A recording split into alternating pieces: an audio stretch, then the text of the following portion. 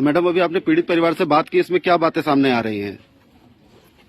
देखिए, सर्वप्रथम जब आज मैं पीड़ित परिवार से मिली हूँ तो मैंने ये प्रयास किया कि मैं इनके मार्फत जो भी समझ जानकारी है वो इकट्ठा करूँ और जितना भी पीड़ित परिवार ने मुझे बताया उससे ये बात तो बिल्कुल क्लियर हो जाती है कि पुलिस का जितना उतावलापन इस केस में लीपापोती करने में नजर आ रहा है, अगर उससे ज्यादा उतावलापन और सक्रियता इस लड़की को और इसके परिवार को अगर न्याय दिलाने में दिखा देते तो मैं समझती हूँ कि जो इस गांव के समस्त लोगों ने इस पीड़ित परिवार के साथ खड़े होकर के संघर्ष करने का जो एक प्रयास किया है, अब तक न्याय मिल गया होता।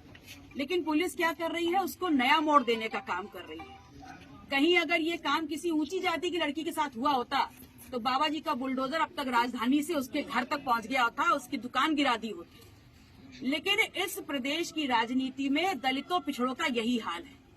बात करते हैं महिला और लड़कियों की शिक्षा और सुधार की, उत्थान की, और देख लीजिए जो लड़की लड़का बन करके अपने परिवार का भरण पोषण कर रही थी उसके साथ क्या हुआ। पूरा परिवार नामजद बता रहा है कि फला फला लोग शामिल हैं। उसमें से जब अभी हमने एसपी साहब से बात करी तो वो बता रहे हैं कि हम आपको क्यों बताएं, हम तो परिवार को अपडेट देंगे। और आज हमारे सीओ और वहां पर एसडीएम गए हैं और परिवार को पूरी जानकारी दे के आए हैं। तब मैंने उनसे कहा कि उनकी माताजी और उनकी बहन, कोमल की माताजी और बहन मेरे साथ बैठी हैं, आप स्पीकर पे हैं, आप उनसे बात करें और उन्हीं से सुन लें कि उनको परिवार को कोई जानकारी दी गई है या नहीं दी गई है। और बाकी बात, आप ये बिटिया बैठी है, इनकी माताजी बैठी है, आप इनसे पूछिए कि एसपी साहब क्या बोले हैं। एसपी साहब ने क्या कहा आपसे? मैं अभी फोन लगाई थी तो एसपी साहब ने बोला यहाँ जो रोज मतलब नेता आते हैं 2 दिन आएंगे, 4 दिन आएंगे, फिर इसके बाद कोई आएगा नहीं। यही मतलब राजनीति वो लोग करने आते हैं, जो करूँगे मैं करूँगा, सब राजनीति करके चले जाएंगे। मैडम, परिवार आरोप लगा रहा है कि 200 से ज्यादा लोगों पर मुकदमे हो गए, पीड़ित परिवार के ही समर्थकों पर।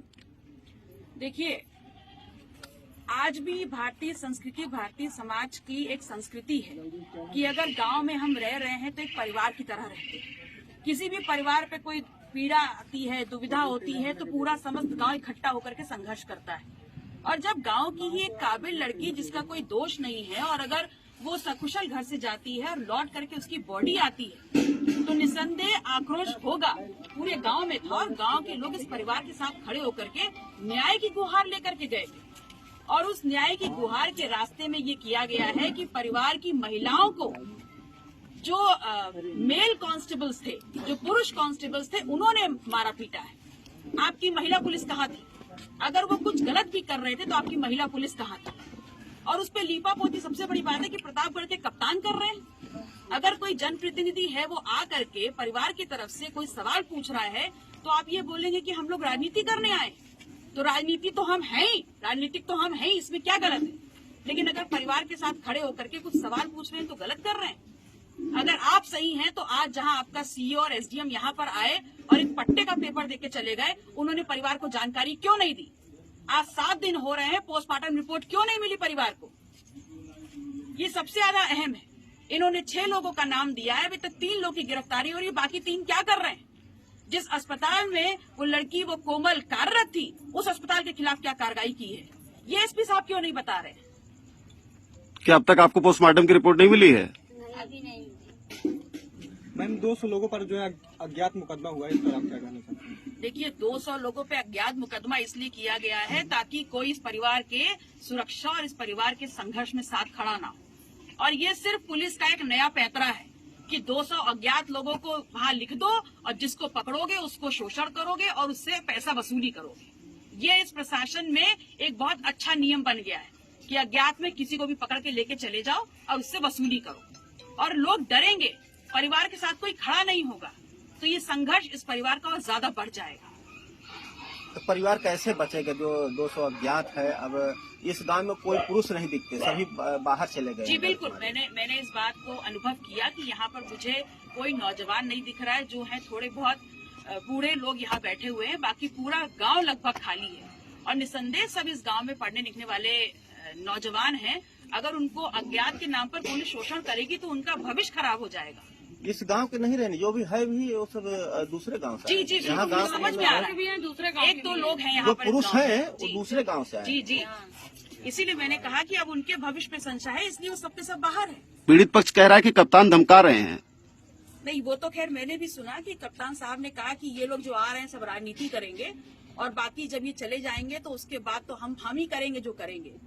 तो मैं वार्निंग दे रही हूँ कि अगर 7 दिन के अंदर अंदर इस परिवार के साथ न्याय नहीं हुआ तो पूरे महकमे को कप्तान साहब के साथ साथ यहाँ आकर के विधानसभा में जवाब देना होगा इस बात का। इतनी आसानी से नहीं छोड़ेंगे हम। ये तमाशा बना दिया इन लोगों ने कि दलित और पिछड़ों की लड़कियों को मार दो, गिरा दो और पूरे गांव को घेर करके उन लड़कियों को ही बदनाम करा दो। आप प्रेम प्रसंग का एंगल निकाल रहे हैं। अगर प्रेम प्रसंग भी है तो भी उस लड़की की वो जान कैसे गई? हम तो उस पर न्याय मांग रहे हैं ना। आप उसके चरित्र का पोस्टमार्टम मत करिए, पोस्टमार्टम रिपोर्ट परिवार को दीजिए और यहाँ पर बताने का काम करिए कि उसकी हत्या हुई है, क्या हुआ है, इसका कारण दिखाएं हमको। और जो सही मुलजिम है उसको जल्द से जल्द जेल में डालें, लीपापोती ना करें, वरना ये लीपापोती बहुत महंगी पड़ेगी। और जिस सीओ एसडीएम की बात कर रहे हैं बहन जी, उस सीओ एसडीएम हमारे सामने आए थे, सिर्फ मात्र पट्टा के कागज इनको देकर क्षमा कर रहे हैं। इसके अलावा मुकदमे के विषय में या इन लोगों को प्रताड़ना के विषय में कोई जानकारी नहीं दी है, न कुछ बताया केस के विषय एसपी में। साहब बोल रहे हैं कि हम जानकारी परिवार के अलावा किसी को नहीं देंगे, तो प्रेस कॉन्फ्रेंस क्यों कर रहे थे? प्रेस कॉन्फ्रेंस क्यों कर रहे थे? अगर जानकारी किसी को नहीं देनी है तो यहाँ आते ना, परिवार से मिलते, प्रेस कॉन्फ्रेंस क्यों कर रहे थे? किसके दबाव में है? किसको बचा रहे हैं? तो जो भी सवालों के जवाब और जो कार्रवाई करनी है मैं उनको 7 दिन का वक्त दे रही हूँ। और 7 दिन में अगर नहीं हुआ तो पूरे अपने महकमे को लेकर के लखनऊ की तरफ जाने की तैयारी कर लें। वो ये पूरा गांव यहाँ से भागा हुआ है, जो भी पुरुष हैं, तो वो लोग अब क्या करेंगे? भागे ही रहेंगे? कब तक भागे रहेंगे?